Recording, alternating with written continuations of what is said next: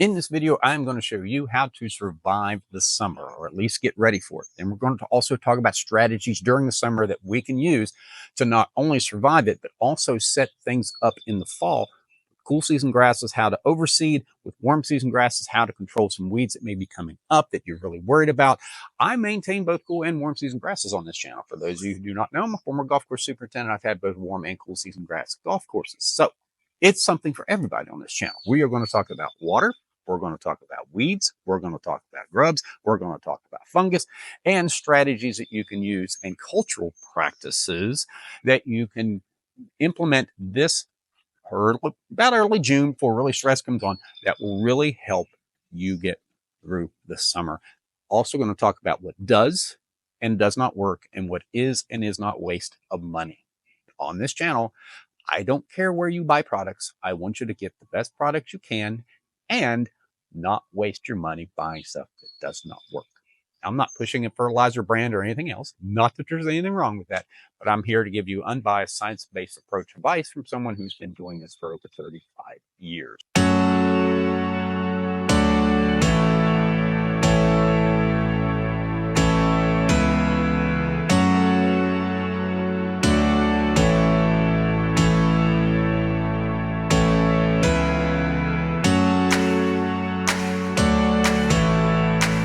First and not foremost, but I'm going to go over weed control. It's not the most important thing in the world, but it is something you need to be aware of. I'm going to give you some options here for both cool and warm season grasses for weed control during the summer. One, cool season, well, probably, let's go cool season grasses and warm season grasses other than St. Augustine and centipede. Can't put this on St. Augustine and centipede. This is good for anybody. This Spectricide weed stop product can be put out with a hose and adapter. It can be put out at what I call any skill level. It generally covers about 5,000 square feet. Now, it is fine. It has an active ingredient, quinaclorac, in it. Quinaclorac controls grassy summer weeds up until July 1st. After July 1st, it will not control middle-aged crabgrass. I see this every year. They say it works great in June, and then I'll see comments that work in July, and they say it doesn't touch it. Well, it doesn't, because it doesn't work on middle-aged crabgrass. You can put it out after August 15th. There again, on any grass but St. Augustine and centipede, because it has 2,4-D in it. I'll get to something for you guys, centipede, Augustine, here in a second. It also controls yellow nutsedge. I'll give you something for purple nutsedge here in a minute. Other product for cool season grass, if you guys want to spray it, is Sublime. You can put this out on just about any grass but Bermuda. It does not, you can't put it on St. Augustine either because the label doesn't allow that. Okay. You can only put it out on St. Augustine if you have a sod farm. You can't put it on residential. If you want to spray something, this will take care of anything. It has mesotrione in it. Has also, I think, yes, trichopirin dicamba. Trichopirin dicamba also controls the broadleaf weeds, and this is a pretty safe product. Now, as far as post-emergent control, particularly cool season grass, guys, I would not put anything out. The Spectricide weed stop says you can put it out above 90 degrees. I wouldn't put anything out below 85. Both those products are very safe on cool season grasses. The mesotrione will actually control, it generally will not control mature crabgrass. So after really July 1st, the Sublime products are not the way to go. Go with quinaclorac after August 15th if you have grassy weeds that you want to take care of.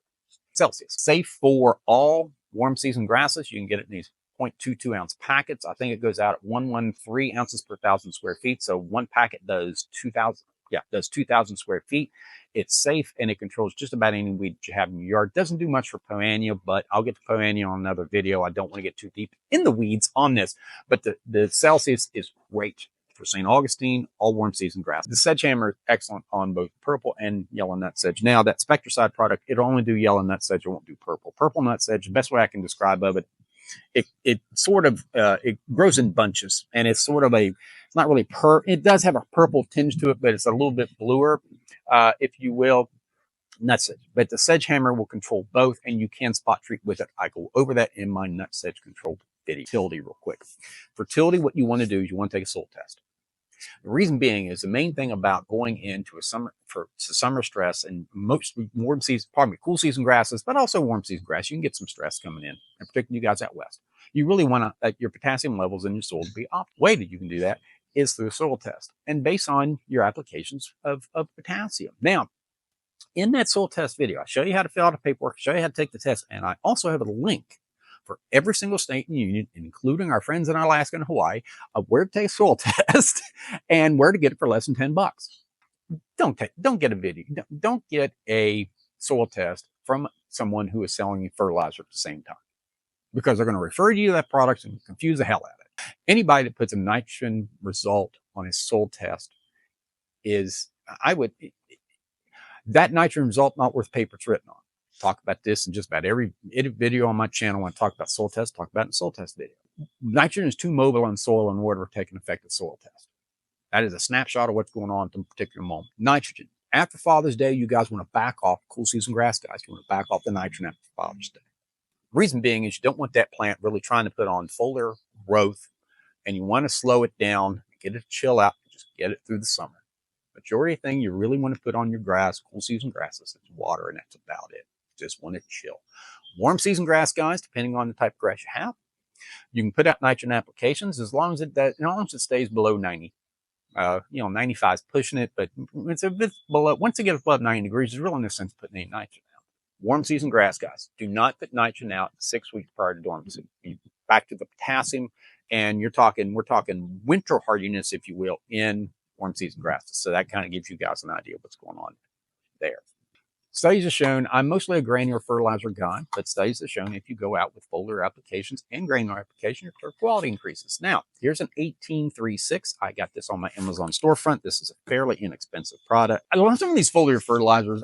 There's not that much difference in them. It just really isn't. And I think you're paying a lot for marketing. You're paying a lot for packaging. I mean, these are pretty bare bones type packaging.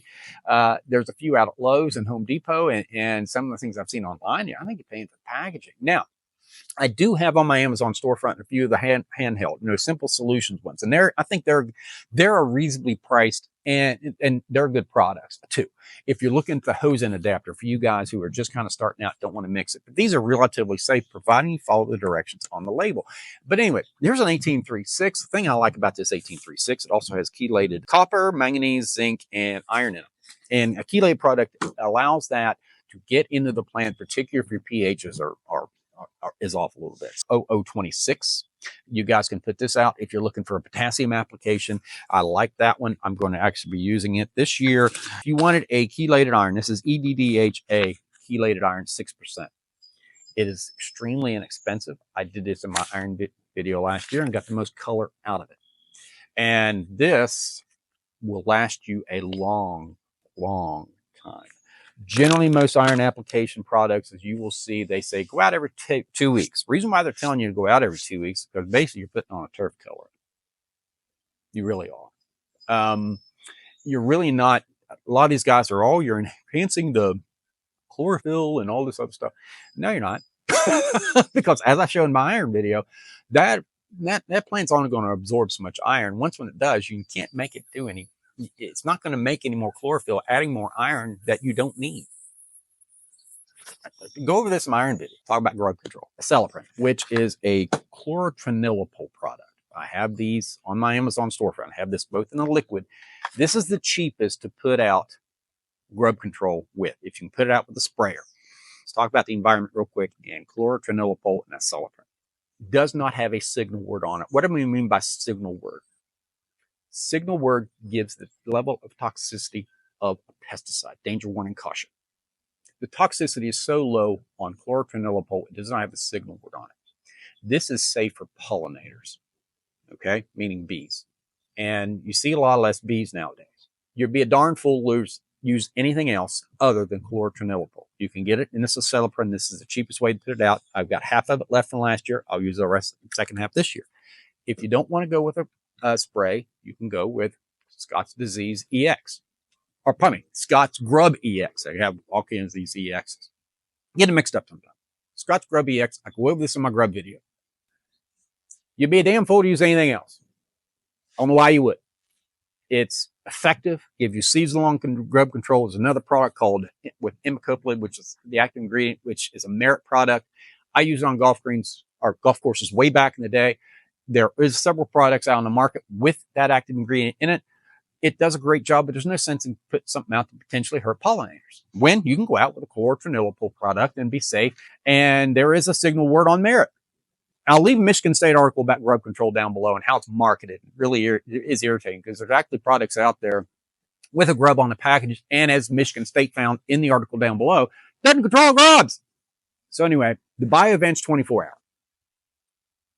That is it does have a signal word on it. I think it's caution. And why you want to put it out after July 15th, the grubs are mature enough to where you really need, and for some reason, it escapes me right now, the active ingredient. I apologize for that. I'll leave it down here below.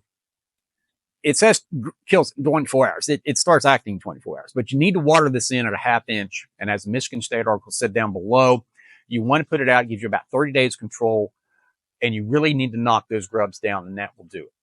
So if you have grub, if you're seeing this after July 15th, you have grub control issues, that is what you will need after July 15th, and grubs will continue to feed until October. I talk about the chemistry in my wetting agent video. I encourage you to see that. I will say, any of you that are irrigating your yard, you'd be a darn fool not to use a wetting agent, because it is going to allow your soil to hold water better, and it's going to allow your irrigation to penetrate that soil much better. You're not going to get the runoff, and it's something you put out once a month, ½ ounce per 1,000. Now, the wetting agent I'm going to recommend is H2O Maximizer, or Water Maximizer. You can see here the difference between primer, which I have used, and H2O Maximizer. Infiltration rate. Talk about penetrants and hydrates. Look at it from a penetration standpoint, a penetrant standpoint. Primer is a little better, but the H2O Maximizer is pretty good.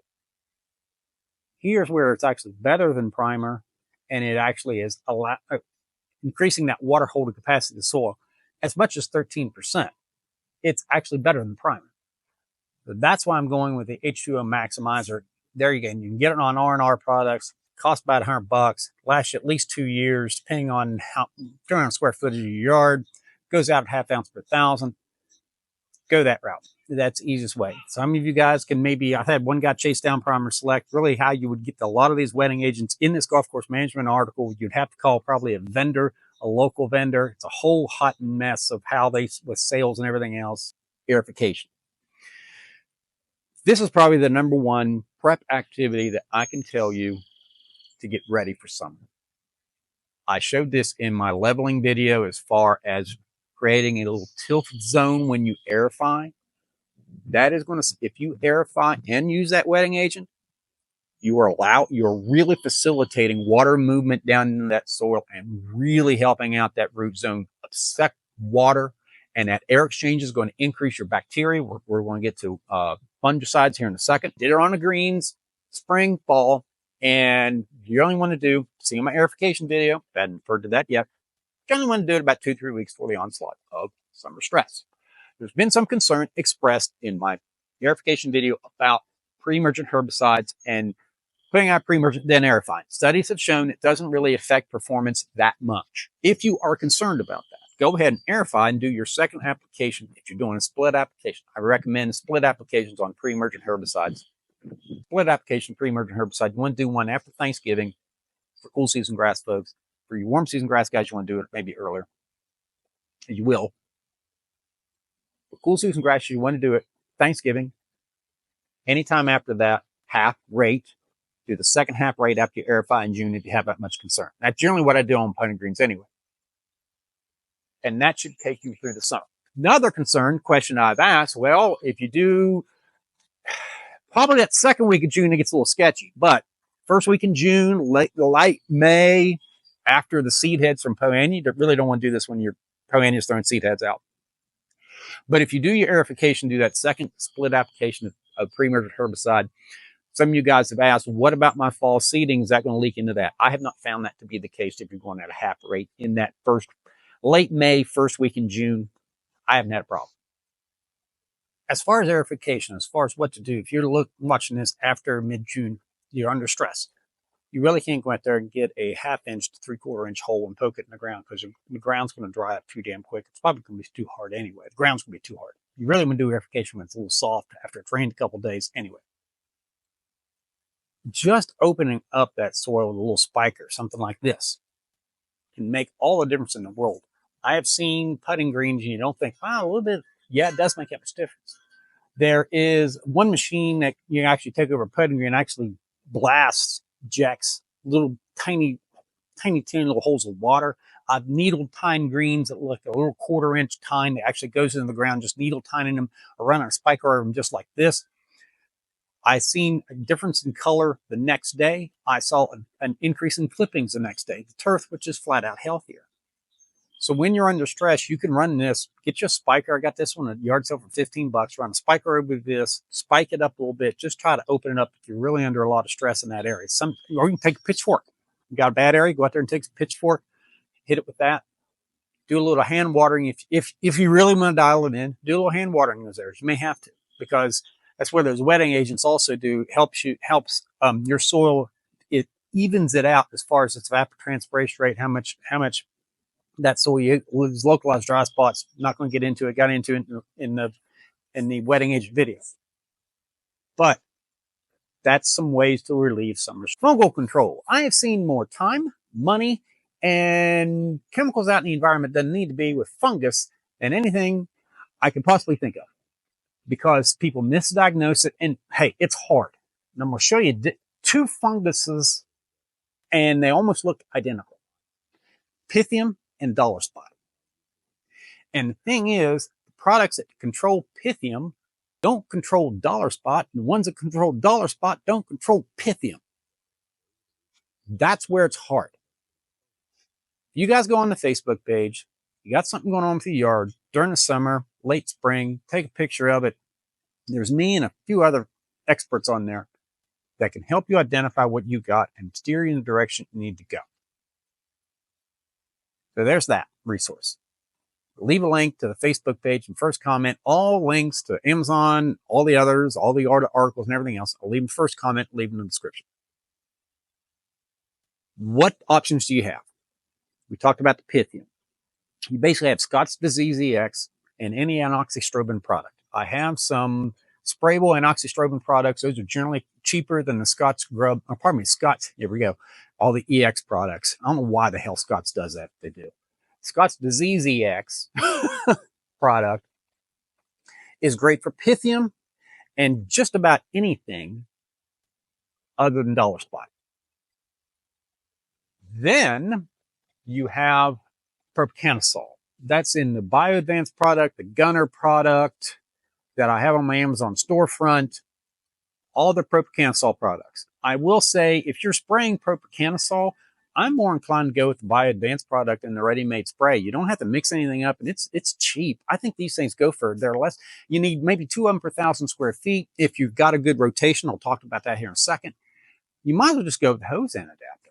It's readily available. It's down at Lowe's. You can grab them on my Amazon storefront, keep them however you want to do it. But you can mix stuff, throw it in a spray tank. It will save you a little bit of money doing the spray tank, but I don't think it saves you all that much. That's just my opinion. And there's not much difference between the two as far as its effectiveness. It's all the same active ingredients, same percentage going out, same thing. So it's however you guys want, how you want to skin that cat, I don't care. Now, thiophanate methyl comes in Cleary's 3336, either in granular or foliar. Both are labeled for residential use. However, you have to be either a licensed applicator or under the supervision of a licensed applicator in order to put it on home lawn. So what does that mean? I'm a golf course superintendent. I have my professional applicator's license. Maybe the assistant superintendent, even spray technician may have. But anybody else on that golf course, providing generally the golf course superintendent or somebody licensed on property, pretty much, doesn't have to be staring at them, but they have to be under the supervision.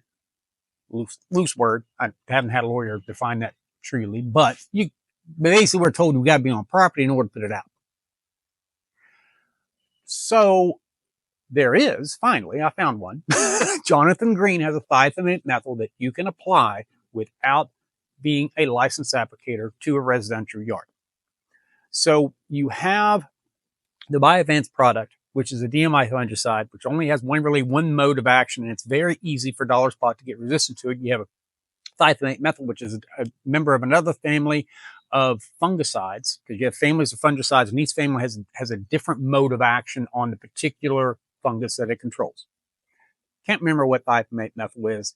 I probably could think about it if I think about it. But anyway, it's a different family. So what you want to do is you want to go out with, go ahead and use propiconazole. But as it says on the label of every propiconazole product, even the Bio-Advance product, don't use it more than twice. Well, hell, if you guys use it 3 times, then what you do? So anyway, you got to go out with thiophanate methyl. So the ideal program for dollar spot control, and thiophanate methyl and propiconazole cover everything just about Pythium. You go out with one, then go out with the other, go out with one, and go out with the other. That's one program. I would say the Jonathan Green product cost per area. That's where I talk about my fungicides, I talk about fertilizers, when we talk about cost, I look at cost per area. Don't want to get into that too much. I've got it in my fertilizer video, got every video I ever talked about except this one. I'm just giving you, here's a list of stuff you need to think about for summer. The advantage of using a Bio-Advance a little bit more from a cost standpoint, it is cheaper. The thiophanate methyl is going to cost you a little bit more per area of application, but it's not that hateful. You can check them. I say on my Amazon storefront, you can get it there. You can go out no more than twice that Bio-Advance product, and you're going to have to follow up with that thiophanate methyl product. Ideally, use them interchangeably. One then the other, one then the other, one then the other. Particularly if you got bluegrass, you got a lot of disease pressure. You need to use that. So that's how you rotate those. And if I haven't said already, you can put the disease EX out and the thiophanate methyl or the propiconazole out at the same time because you got to cover a dollar spot. You can't just put disease EX out or the propiconazole / thiophanate methyl out and you won't be covered by Pythium. Now, Pythium, if I haven't said it already, on home lawns, in my opinion, golf greens, I start going out with Pythium control in May because it's nasty on them. It actually spreads by water. I don't want to get too much into it. Get into it in my fungicide video. Probably won't have to put out Pythium control until probably mid-June when those nighttime temperatures start getting above 65 degrees. When it's below, I just don't think you want to have that much Pythium. You guys with bluegrass, that might be a little different, but most of you guys with tall fescue, you probably may not see Pythium. I also, at one time, when I had my consult, when I had my business and I was taking care of all the time different golf courses, I had 3 different golf courses at the same time. And one course got a lot, another one didn't get it at all, and the other one got it every now and again. I think it's something that if you have it in your soil, if it's local, you're going to have more pressure with it. But generally, rule of thumb, you're going to have probably, I'd say once it gets above 65 degrees, that's when you probably ought to use the Anoxystrobin Disease EX product for Pythium. So you can use thiophanate methyl in those shoulder seasons. Generally, I start my Pythium application on bent grass putting greens about first 2 weeks in September in the mid-Atlantic region. Down south, we treated for Pythium in the Raleigh-Durham area probably until the end of September.